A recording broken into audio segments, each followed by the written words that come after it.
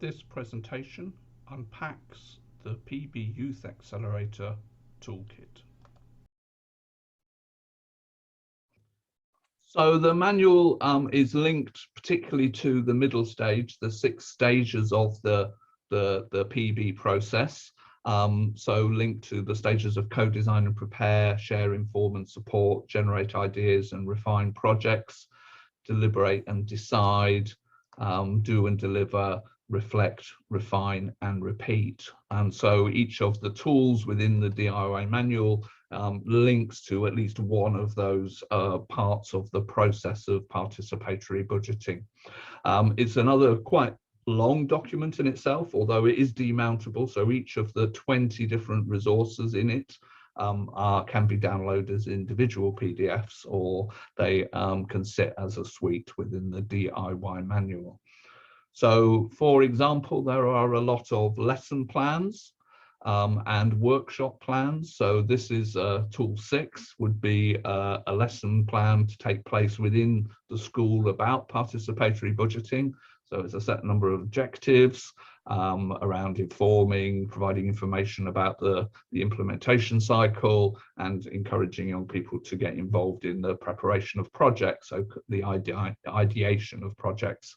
And it would use a number of techniques: lectures, a film presentation, a talk, and some creative group work. And it says how long the 2 sessions might last, and then there's quite a detailed timeline that teachers or practitioners can use in order to run a workshop with young people, or in fact with any people, but the focus is young people. And again, there will be links within that to particular examples and cases. So there's a sort of a whole set of structures. So I think that particular tool is about 4 or 5 pages long in itself, just a very detailed lesson plan, workshop plan. There are also other resources. So for example, tool 9 is an empathy map. That links into some of the design thinking approaches, and it's commonly used in schools in the UK to help young people kind of think about the needs of other people, about issues around inclusion or exclusion, and with that empathy map diagram, which people can copy and use themselves, will be then a set of information about how it might be applied and when it might be applied in the process. And then we've got templates like tool 13 is a picture voting card. So it's taken from a real example that was used in a school in Poland. And it basically is cards that could be distributed around the school as voting cards, where you can put an X against projects that you particularly want to go forward to the next round. So trying to present that information in quite simple ways, almost like a little top trumps card as such. I don't know if people in other countries know that game, but something that you can handle. So it's really to inspire people to try their own techniques for communicating with people at different ages. There's also games. So the Polish partners developed a classroom game which would take place over a whole lesson sessions, or could be within a youth club of about 45 minutes. And it's a kind of a bit like dominoes in a sense. Each pupil will have a set of cards which link to the enabling conditions or the values for PB, and they will be encouraged to play those cards with the goal of spending all of their cards.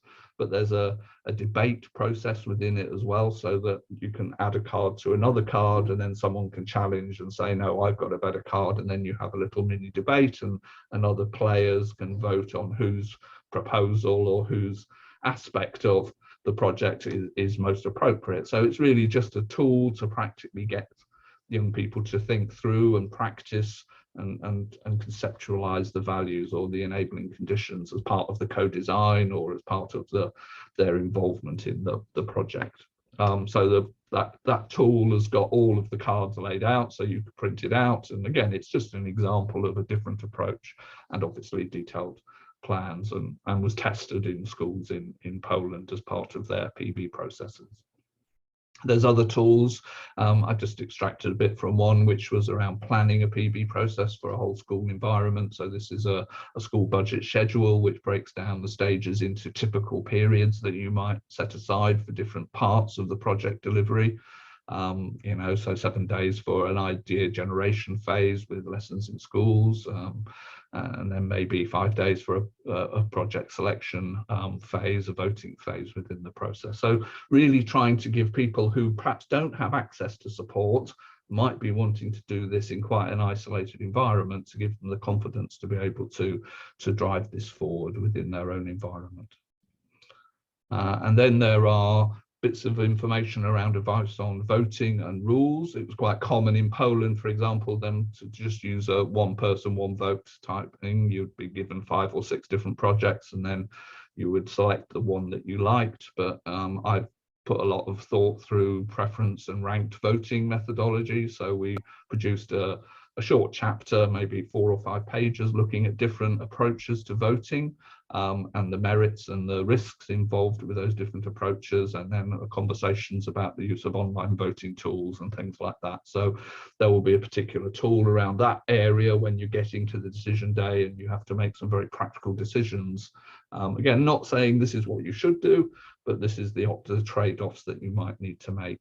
And then there are other tools. So again, coming from Poland was the school regulations, so a whole governance document. This is the first page of about a 5-page document which laid out the rules for the PB process. Again, that could be adopted as a whole school document, or could be used, not designed to be copied, but basically be to stimulate what might be a problem within the PB process. And then finally, within the DIY manual, there are a number of tools around evaluation techniques. So that could be an evaluation survey. So the one, tool 16, is quite a long survey that might be done in an interview format, or could be put online, which is trying to get down into the sort of depths of how people feel they participated, whether they felt empowered through that process. So the letter of support, the projects in Poland, if somebody puts a project forward, then at least 3 or 4 other pupils have to sign it, so that, you know, did you actually participate in supporting somebody else's idea? And then more simple evaluation methods, such as happy faces and up and down thumbs, that could be used with younger pupils, or in different scenarios, different parts of the process. So again, about 20 tools, 83 pages, and as I said, each tool can be downloaded as a separate PDF, and really is designed to be as flexible and not really the how-to manual, but the why not manual, if you want to put it that way, the do-it-yourself manual. So I think that's everything within that section I wanted to share. Obviously, the link's going into the chat now, and you know, please download that and have a look at it over the next period. So we would like to thank you for listening to this presentation.